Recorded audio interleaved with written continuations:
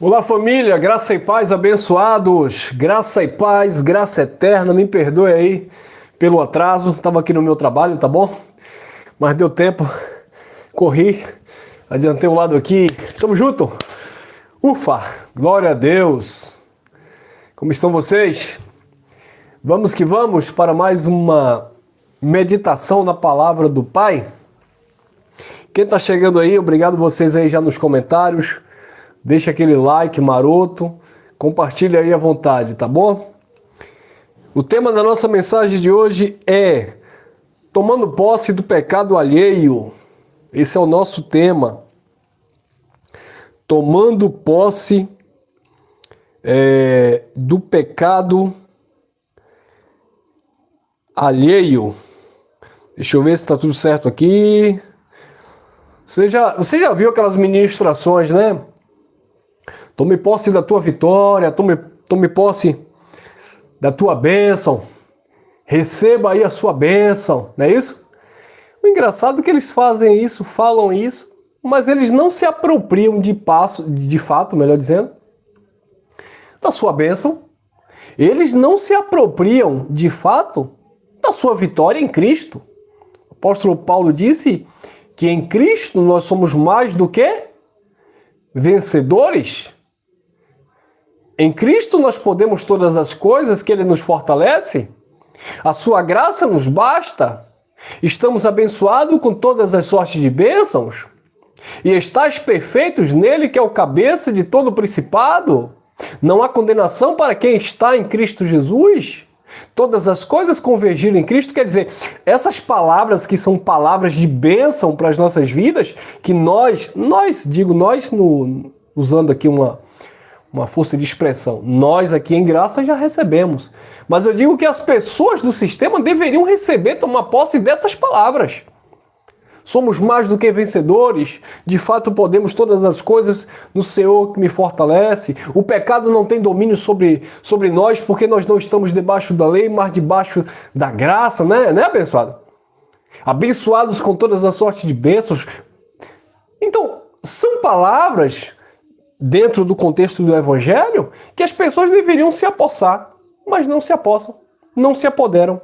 Fica só no jargão, receba a tua vitória, receba a tua bênção, enquanto a vitória a bênção Jesus levou sobre o madeiro toda a maldição.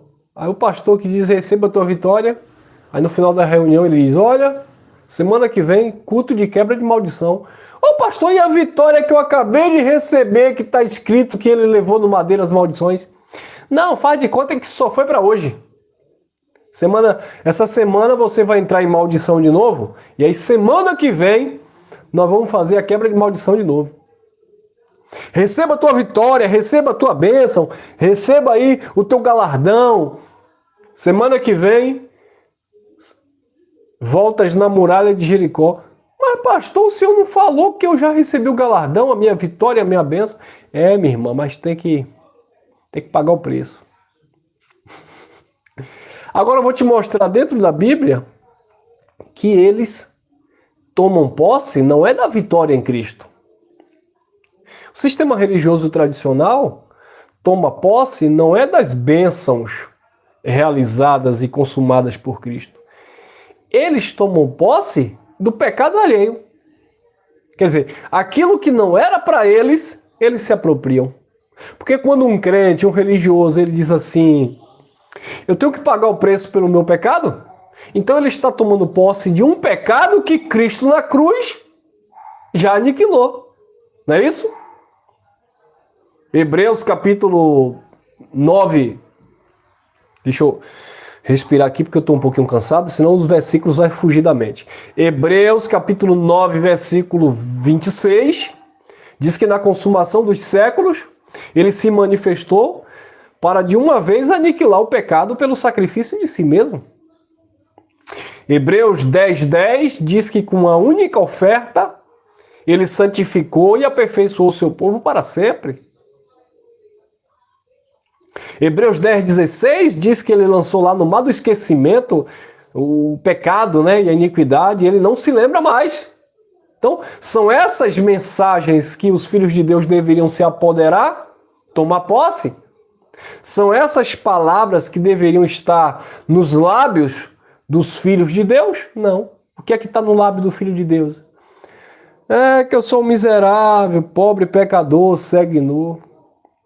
É porque isso que está acontecendo na minha vida deve ser uma maldição. É porque isso aí deve ser olho gordo. É inveja. Eu não tenho nada a ver se tem alguém com olho de sapo em cima de mim, olho gordo, inveja. Que fique. A Bíblia diz, amados, que a inveja apodrece os ossos. Está lá em Provérbios. E aí tem gente que fica com medo de alguém que o inveja. Queridos, a inveja apodrece os ossos do invejoso e não do invejado. Lembra que invejaram de José? E aí? José perdeu a bênção porque os irmãos estavam com inveja dele? Não. Quem ficou correndo atrás foram seus irmãos. Quem ficaram na dependência de José foram seus irmãos. José estava na bênção, obediência ao pai, reinando em vida. Quer dizer, passou aquele perrengue todo, né? As provas da vida. Né? Aquela mulher lá de Potifar armou para ele, ele foi para a cadeia, mas tudo dentro de um propósito divino. Mas aí, José foi colocado lá como governador do Egito. E os irmãos invejosos tiveram que se prostrar diante de José e reconhecer a bênção de Deus na vida de José. Então, abençoados, são essas questões, né, que nós deveríamos olhar e dizer: ferramenta preparada contra mim, embora aquela palavra tenha sido uma palavra direcionada aos judeus, mas se para os judeus Isaías já tinha profetizado, Isaías 59, 17, não é isso? 54, 17. Ferramenta preparada contra Israel não prevalecerá, não prosperará. Imagine para nós, abençoados. Se para Israel já havia uma profecia que ferramenta preparada não ia prevalecer, encantamento, feitiçaria não ia prevalecer contra o povo eleito de Deus, imagine para nós vivendo na plenitude da graça eterna. Ah, meus amados. Não é vaidade não, mas nós tiramos onda assim na questão do entendimento, né, abençoados? Nada aqui de soberba, nada de prepotência. Eu falo no sentido de descansarmos na graça de Deus. Infelizmente, os nossos irmãos, eles não vivem em paz. Vamos à palavra, vamos ao tema, né? Tomando posse do pecado alheio. Deixa eu ver aqui. É isso mesmo? É isso mesmo. Eu vou abrir com a mensagem aqui, eu vou convidar os amados irmãos que estão aqui nesta congregação. Eu vou pedir aos amados que abram as suas Bíblias no livro sagrado, aleluia, de 2 Crônicas. Amém, irmãos? Capítulo 7. Ô, irmão Elcio, por que você está falando com ironia assim? É porque os irmãos estão tomando posse do pecado alheio. 2 Crônicas, capítulo 7, versículo 14. Eita, mas já tem gente aí que já decorou esse texto, hein? Esse texto era tema... Tomei banho e nem me sequei direito. Esse texto era tema de uma campanha de oração no sistema religioso que eu fazia parte. Todo final daquele dia específico de oração, de intercessão, tinha a leitura desse texto. 2 Crônicas 7,14. Vamos lá? Quer ver que a igreja está tomando posse do pecado alheio? Olha lá. E o Senhor apareceu de noite ao irmão Elcio, ao pastor... O Senhor apareceu de noite ao pastor João. É isso mesmo? O Senhor apareceu de noite aí a missionária Veralina Candeias, ao pastor Nelson, ao presbítero Sérgio, ao diácono Edmundo Filho. Cadê a levita? Tem alguma levita aí? Não, irmão.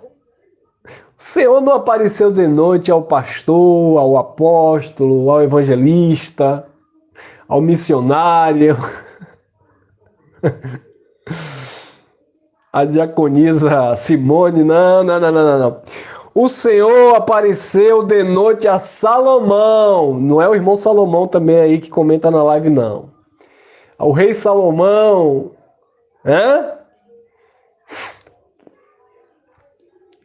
Eu tenho para mim que o irmão Adailton pegava lá a Bíblia e dizia: o Senhor apareceu a mim esta noite e me disse o seguinte, igreja. Ei, Adelino Pereira. Cadê o leão pregador? Tá pelo aí? Cuidado, viu, irmão?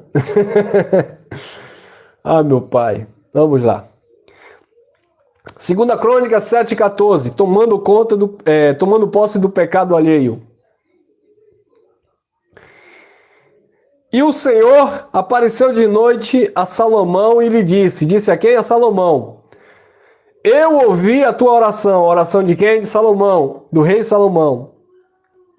E escolhi para mim este lugar para a casa de sacrifício. Que lugar? O templo de Salomão. Então Salomão construiu um templo que esteve no coração de Davi. Davi desejou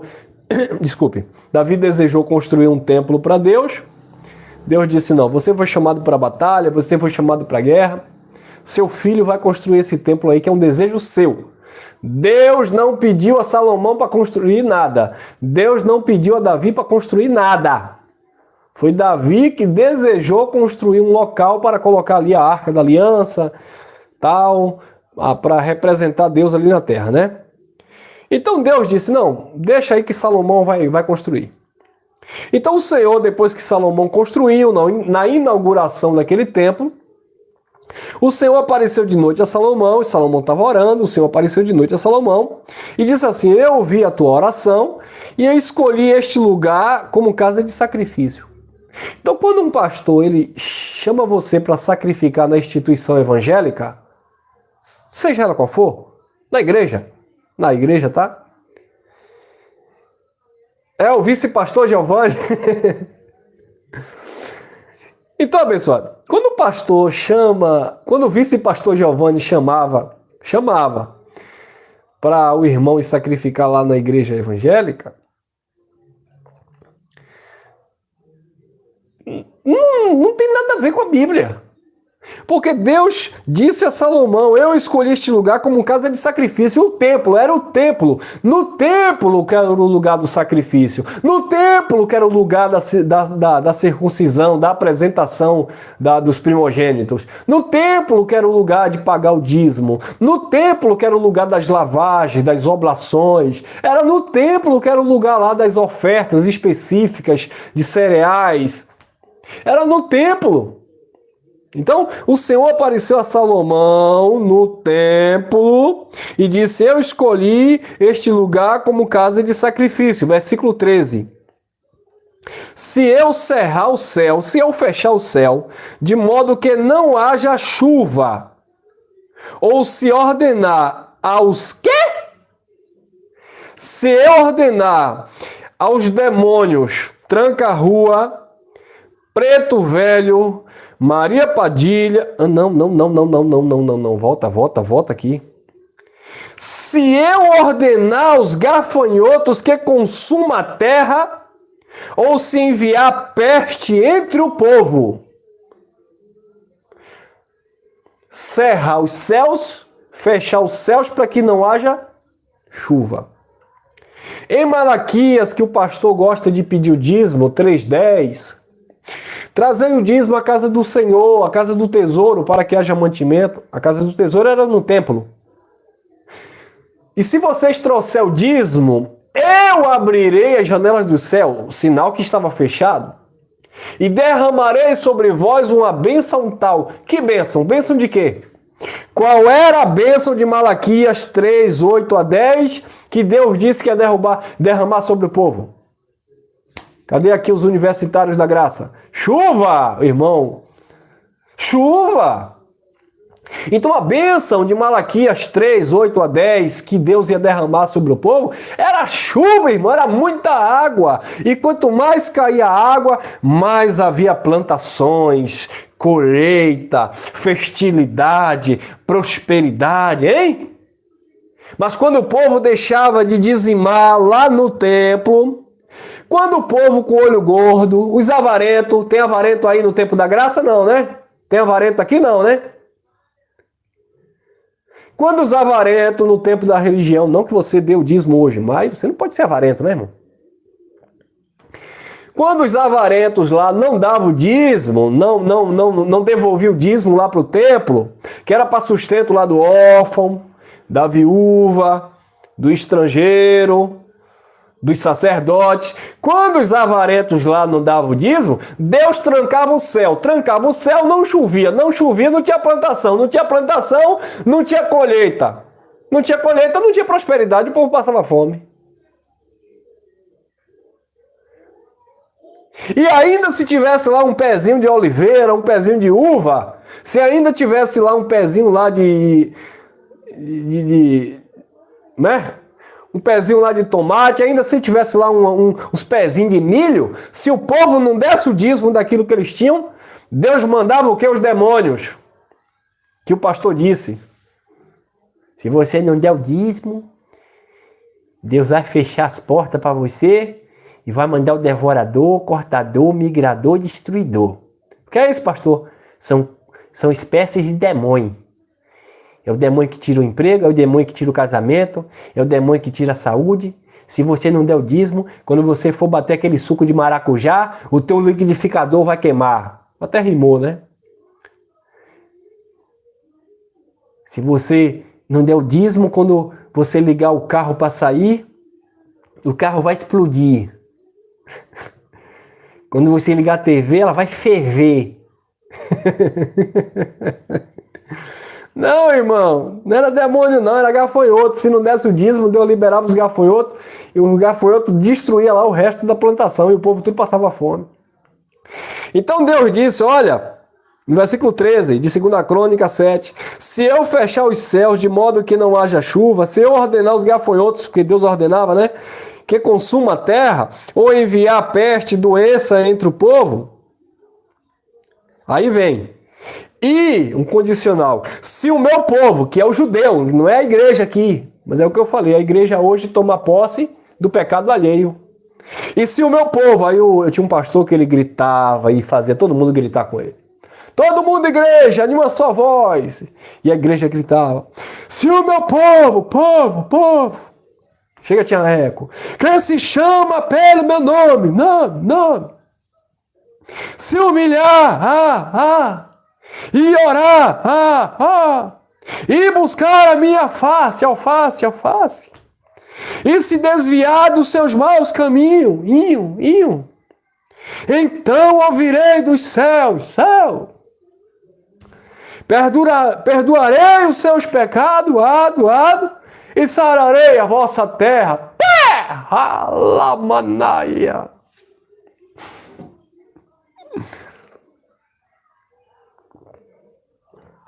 Vocês gostam, né?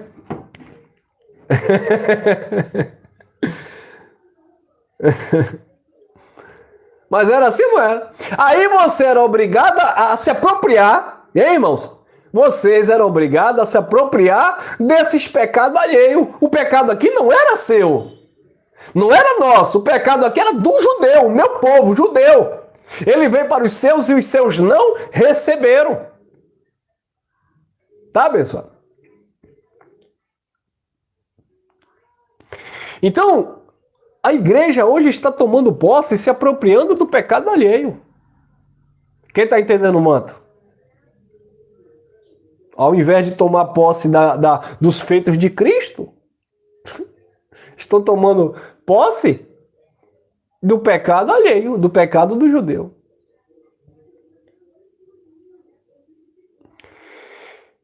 Então, no 14, né, que é o texto-chave. E se o meu povo que se chama pelo meu nome se humilhar, Você tem que se humilhar, irmão. Você sabe o que é humilhar, irmão? Humilhação, irmão, é você jejuar. É você colocar a cara na cinza, com saco na cabeça, aquele saco de alinhagem. Quem já orou com aquele saco de... Eu já olhei com aquele saco de pano na cabeça. Se você se humilhar, se você orar, buscar a face do Senhor, irmão, em oração e jejum, se converter dos seus maus caminhos, irmão, a palavra é: eu ouvirei do céu, perdoarei os seus pecados e sararei a vossa terra. Sarar que terra?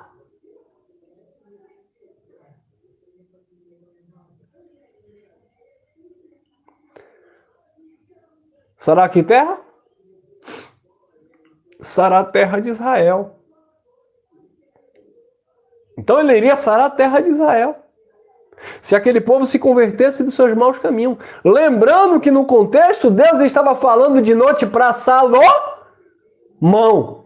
que ele ouviria o povo naquele lugar. Não é na igreja, não é na igreja evangélica, não é no monte. Era no templo que Salomão construiu. Então, se as pessoas querem viver esta palavra, contemporaneizar esta palavra, atualizar essas palavras, então essas pessoas tinham que dar um jeito para levantar lá aquele templo lá de Salomão e ir lá buscar se arrepender lá naquele templo de Salomão. E não hoje. Versículo 15. Agora quando? É hoje, irmão. Se hoje você se arrepender e aceitar Jesus, agora, nesse exato momento, Deus perdoa todos os seus pecados. É mentira do pastor. Quer ver que é mentira do pastor? O pastor diz assim: se você que veio aqui visitar hoje, tem algum irmão aqui no canal visitando hoje? Se tem algum irmão aqui no canal visitando hoje? Gonçalo Batista é visitante aqui? Levante a mão aí, meu irmão Gonçalo, que eu vou orar. E se você receber Jesus hoje vai perdoar o seu pecado. É uma mentira do pastor. Dias Adailton, voltei? Tu estava desviado, varão?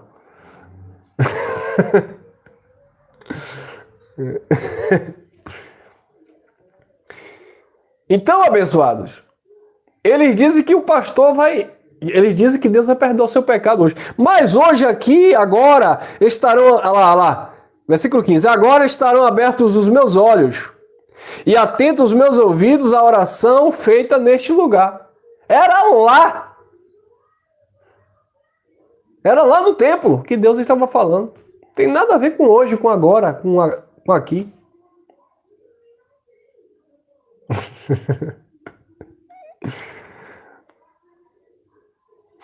Então, abençoados, observe que a igreja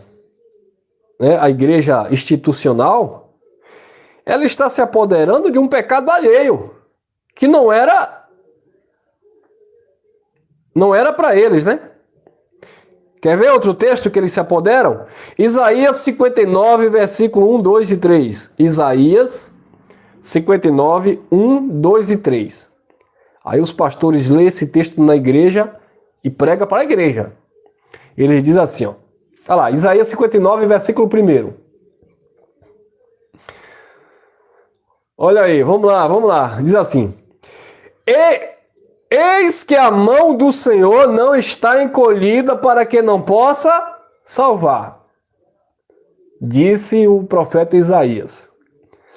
Eis que a mão do Senhor, Isaías 59, versículo 1. Eis que a mão do Senhor não está encolhida para que não possa salvar, nem surdo o seu ouvido para que não possa ouvir. Mas, versículo 2, mas as vossas iniquidades, a iniquidade de vocês que estão comentando aqui na live, é isso? A iniquidade do irmão Elcio, é isso? A iniquidade, não da gente, porque a gente é crente, né? A gente é crente. Mas a iniquidade daquele irmão que está lá no mundo, aquele irmão que não aceitou Jesus ainda, Mas as vossas iniquidades fazem separação entre vós e o vosso Deus. E os vossos pecados esconderam o seu rosto de vós, de modo que não vos ouça. Não, irmão. As vossas iniquidades as iniquidades da casa de Israel. O pecado da casa de Israel, a transgressão da lei de Moisés, fazia com que Deus não ouvisse aquele povo. Fazia com que Deus estivesse separado daquele povo. É por isso que Cristo ele veio reconciliar um povo que estava separado por causa da transgressão da lei. Mas a igreja está tomando posse do pecado alheio. O pecado que era de Israel, que era a transgressão da lei, o pastor lê esse texto e diz assim, Isaías 59, 2, mas as vossas iniquidades fazem separação entre vós e o vosso Deus. Vocês estão separados de Deus. E os vossos pecados escondem o seu rosto de vós, de modo que ele não vos ouça. Irmão, se você não aceitar Jesus, se você não deixar as vossas iniquidades, os vossos pecados, Deus não te ouve. E Deus não vai te salvar. Não, o contexto não é esse. O contexto era a casa de Israel. Versículo 3. Porque as vossas mãos estão contaminadas de sangue e os vossos dedos de iniquidade, e os vossos lábios falam a mentira. A vossa língua pronuncia perversidade. Aí vem um teólogo, vem um reverendo, pastor, e ele diz assim, então você quer me dizer, seu Elson, que já que esse texto, dentro do contexto, mediante uma exegese da palavra expositiva, dentro da sua hermenêutica, então você quer dizer que isso aqui era apenas para o judeu, porque dentro do contexto profético, você quer me convencer que o Isaías estava aqui só profetizando apenas para a casa de Israel. Eu não quero dizer nada. É o texto que está dizendo. Então você quer... Aí começa a tentar colocar a palavra na minha boca e na tua boca. Veja se não é assim. Então você quer dizer com isso, já que esse texto não se aplica à minha pessoa... Já que esse texto não se aplica à igreja atual, então a igreja atual pode adulterar a lamaçaria. Então os irmãos podem roubar, podem adulterar, podem fornicar, pode praticar injustiça, porque você está dizendo que o texto dentro do contexto se aplicava apenas para Israel. Não. O texto se aplicava para Israel. Mas não venha colocar a palavra na nossa boca, não, porque nós já temos mensagem aqui pregada explicando que o cumprimento da lei é o amor. E quem ama não anda nessa carnalidade aí, nas obras da carne, que independente de lei e de graça, isso nunca agradou e nunca foi do caráter divino. E não é do caráter da vida do Filho de Deus, que teve a mente lavada pela água limpa da palavra da graça. Amém, meus irmãos? Quem comigo não ajunta, espalha, disse Jesus. Mas eu falo isso porque eles gostam de pegar essas mensagens e aí isolar o texto do contexto e dizer que a gente é um monte de pecadores miseráveis, desviados de Cristo, desigrejados, sem pastor. Mas não é, irmão. Nós somos disciplinados e direcionados pela lei do Espírito de vida em Cristo que ministra em nossas vidas, pelo próprio Eterno em nós. Mas o texto sim se aplicava. Não, irmão, mas aqui na verdade tem uma dupla. Quem já ouviu isso aqui? Os vices-pastores aí, os evangelistas, por certo, já ouviram isso aí. Mas aqui na verdade, irmão, tem uma dupla profecia, aleluia. Porque a dupla profecia é assim, é para a casa de Israel e para a igreja atual. Não tem nada de dupla profecia aqui. Quem já ouviu isso? Não, porque lá o texto de Ezequiel 28, você pode até estar certo. Tudo bem que ali o texto está falando do rei de Tiro, né? Mas na verdade ali tem uma profecia também oculta que na verdade era para Lúcifer, para Satanás. Não tem nada de Lúcifer, nada de Satanás. Era para o rei de Tiro mesmo. Viu aí? Pura balela, hein? Então a palavra está falando aqui que era aquele povo que estava em pecado. Os vossos pecados fazem separação entre vós e o vosso Deus. Agora, quer ver uma coisa, abençoado? Quer ver uma coisa? Mesmo se eles se apropriassem deste pecado aqui, vamos supor, tá? Que esse pecado de Isaías 59, esse pecado de 2 Crônicas 7,14, vamos supor que é de um modo geral para o nosso tempo. Vamos lá? Nós estamos no século 21. Vamos supor que este pecado que está descrito lá em 2 Crônicas 7,14 e Isaías 59, vamos supor que é para nós. É para o nosso tempo. Mesmo se esse pecado aqui fosse para o nosso tempo, era simples de resolver. Eram profecias lá no tempo da lei. Agora eu vou para depois da cruz, depois da obra de Cristo, e eu vou dar uma observada se esse texto ainda aplica à minha vida. Entendeu, abençoado?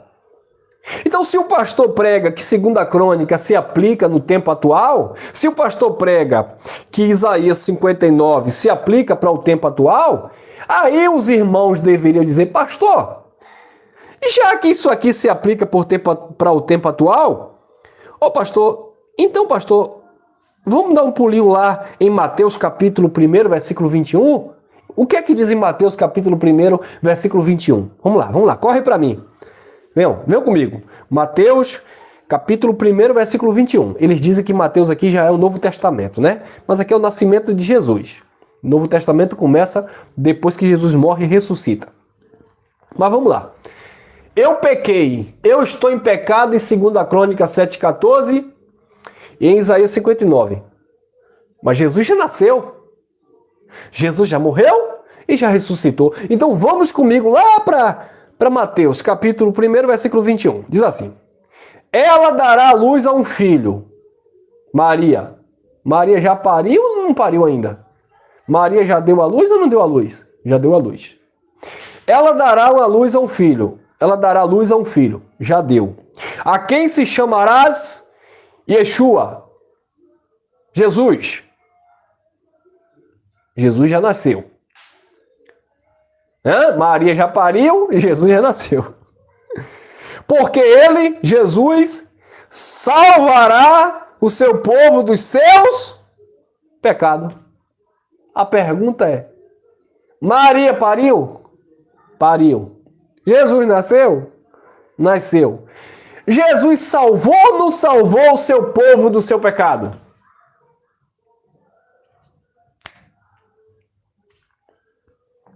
Salvou. Não salvou?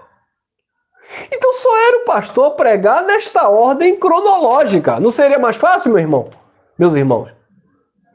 Irmão, 2 Crônica 7,14, Isaías 59, era antes de Jesus, porque Jesus já nasceu e já salvou o povo dos seus pecados.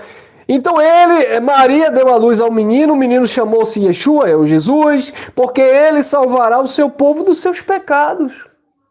Aí João Batista chegou e disse assim: eis aí o Cordeiro de Deus que tira o pecado do mundo. Aí Paulo disse assim: ele se manifestou na consumação do século para aniquilar o pecado pelo sacrifício de si mesmo. Aí Paulo disse também na carta aos Coríntios: Cristo, a nossa Páscoa, já foi por nós sacrificado. O Cordeiro Pascual já tinha sido sacrificado pelo povo. Só era eles seguirem uma linha cronológica da Bíblia. Daria tudo certo. Mesmo assim, eles erram. Mesmo não valendo para os gentios, porque isso aqui tudo se aplicava aos judeus, mesmo assim, eles ainda ainda erram. Eles não aceitam de jeito nenhum. Então, em Mateus já estava aqui declarado, profetizado, que ele iria, olha o emprego do verbo, salvará o seu povo. Porque ele iria para a cruz. Quando ele morresse e ressuscitasse, salvaria o seu povo do seu pecado, que era a transgressão da lei. Ele iria revogar a lei, estabelecer a graça. Romanos 10,4, Cristo é o fim da lei para a justiça de todo aquele que nele crê. Aí vamos continuar. Colossenses capítulo 2, versículo 14, disse o apóstolo Paulo.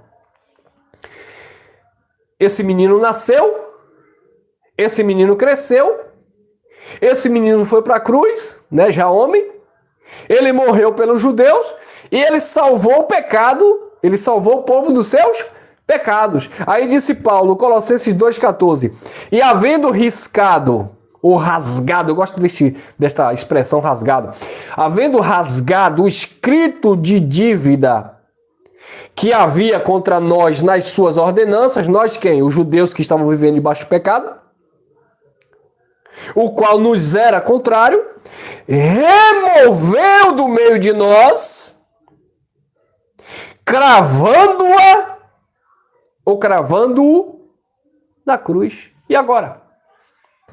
E agora, pastor? 2 Crônica 7,14. Isaías 59 e qualquer outro texto bíblico que você venha procurar falando de pecado. Jesus na cruz, ele rasgou o escrito de dívida ou não rasgou? Ele foi o Cordeiro perfeito que tirou o pecado do mundo ou não tirou? E aí? Eles não aceitam. Porque se eles aceitassem, se eles reconhecessem, eles teriam que pregar isso. E se eles pregassem isso, eles iriam libertar o povo de Deus aqui, ó. E se eles libertarem o povo de Deus aqui, tu não vai querer dar mais dízimo. Se ele te libertar aqui, tu não vai querer aparecer nas nossas reuniões presencial, porque tu vai dizer, eu não vou, porque lá na casa de Deus, Deus habita em mim. Se ele te libertar aqui, ô irmão, mas aí tá parecendo contradição, porque tu reúne o povo. Nós reunimos em graça, irmão. Nós reunimos para desfrutar da graça, da comunhão saudável, da liberdade dos filhos de Deus. Nada religioso, irmão. Isso é um privilégio que nós temos. Mas os líderes religiosos não podem pregar isso, porque aí ele vai perder o salário fixo dele. Aí, de fato, ele vai ter que viver por fé. Viver por fé não é viver com a carteira assinada, que todo mês o pastor presidente dele coloca na conta dele o salário dele como mercenário. Isso não é viver por fé. Aí você vai me dizer que um pastorzão desse aí que tem canal aí na televisão, que é dono de televisão, um pastorzão desse aí que tem aí 100 igrejas, 10 mil membros, todo mês ele arrecada dízimo dessas pessoas. Esses homens vivem por fé? Quem vive por fé sou eu, meu irmão. Quem vive por fé sou eu, somos nós. Nós que reunimos pessoas aqui que vivemos por fé. Que eu digo assim, rapaz, vou fechar o espaço. Aí a fé vem e diz assim, Papai do céu vai entrar com providência, aí depois Deus move aí os corações aí, os irmãos chegam junto, a gente paga a mensalidade. Ufa, glória a Deus. Quem vive por fé somos nós, que não somos assalariados, não impomos medo nas pessoas para as pessoas cooperar. Quem vive por fé somos nós, que se uma porta de emprego se fechar aqui, a gente descansa na graça do Pai e sabe que outras se abrirão. Quem vive por fé somos nós, que nós não corremos para o monte e nem para as vigílias e nem para as campanhas para desafiar Deus, porque sabemos que a sua graça nos basta. Quem vive por fé somos nós, que se hoje eu só tiver ovos para comer, eu descanso no Pai, que eu sei que amanhã é outro dia e Ele vai providenciar aí uma maminha, um cupim, aleluia.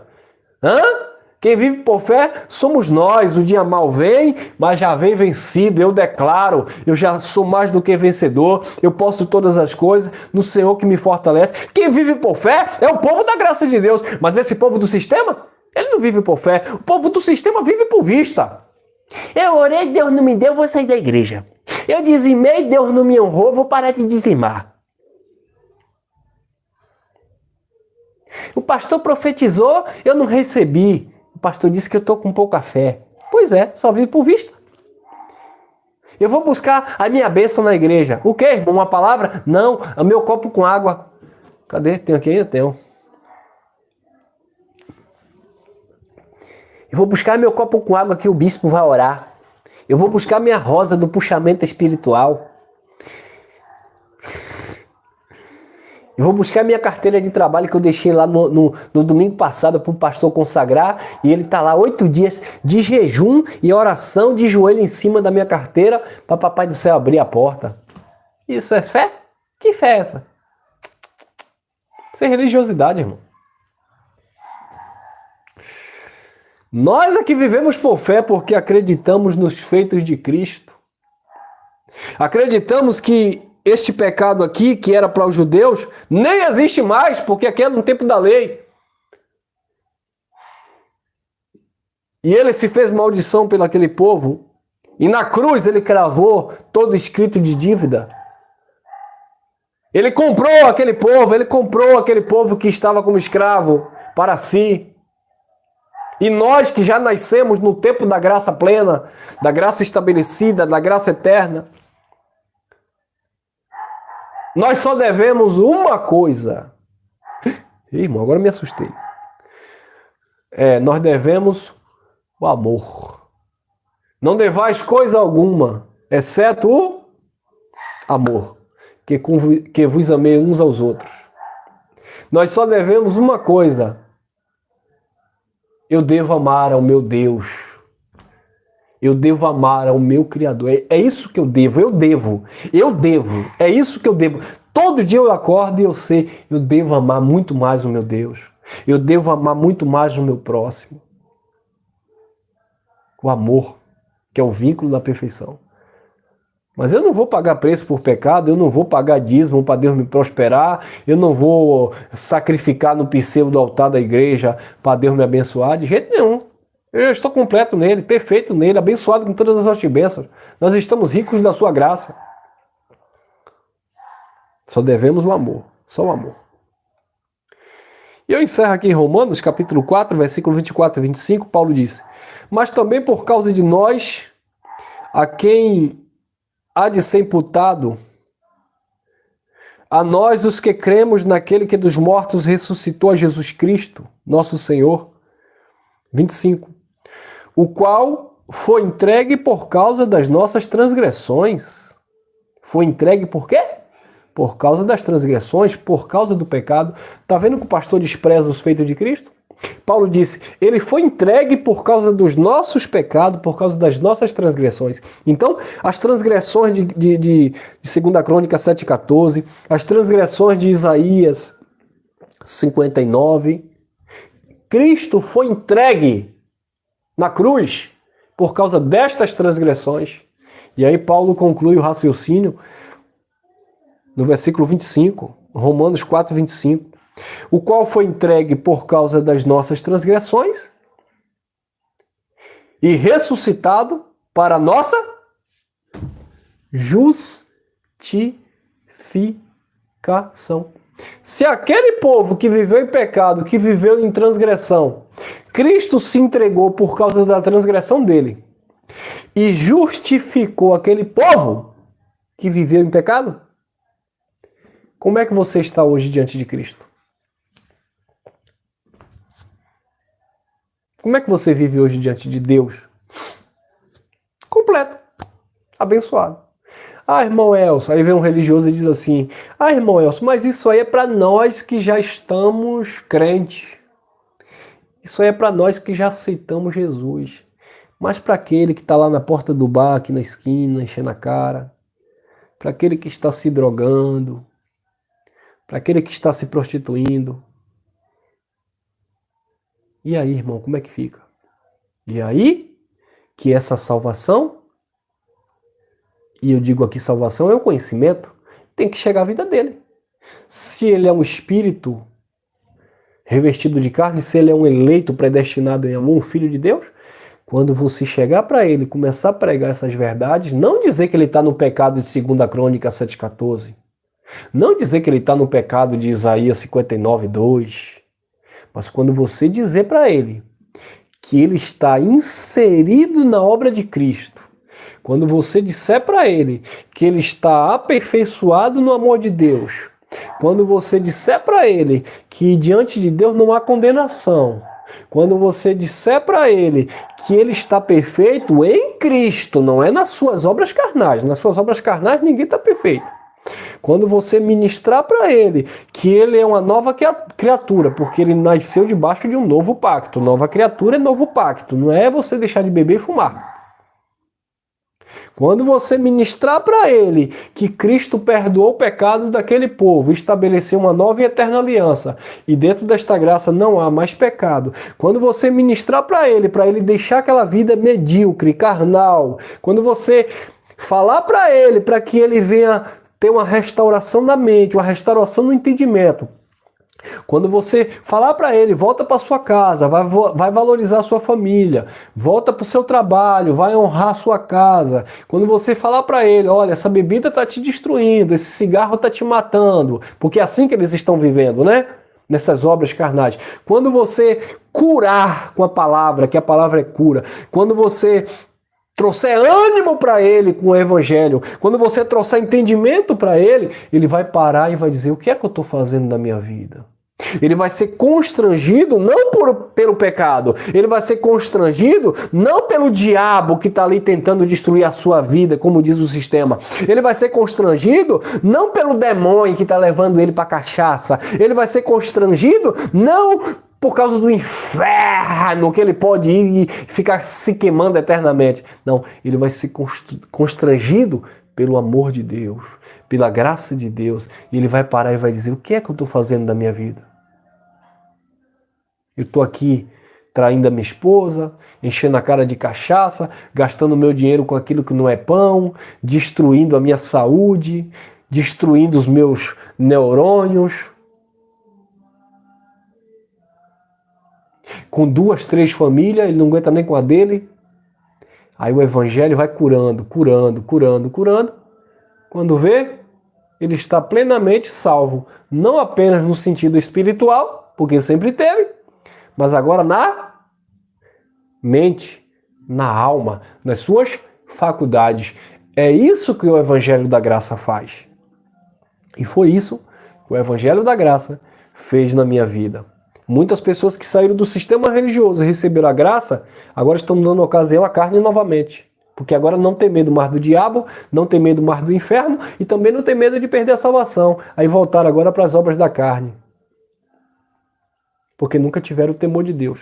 Agora, quem sempre teve temor de Deus, ele foi liberto de todo o sistema escravagista, ele foi liberto de toda a doutrina pastoral, toda a doutrina religiosa, e ele abraçou a graça de Deus, e o amor de Deus o constrange a cada dia ele render honra, louvores e glórias àquele que vive para todo sempre.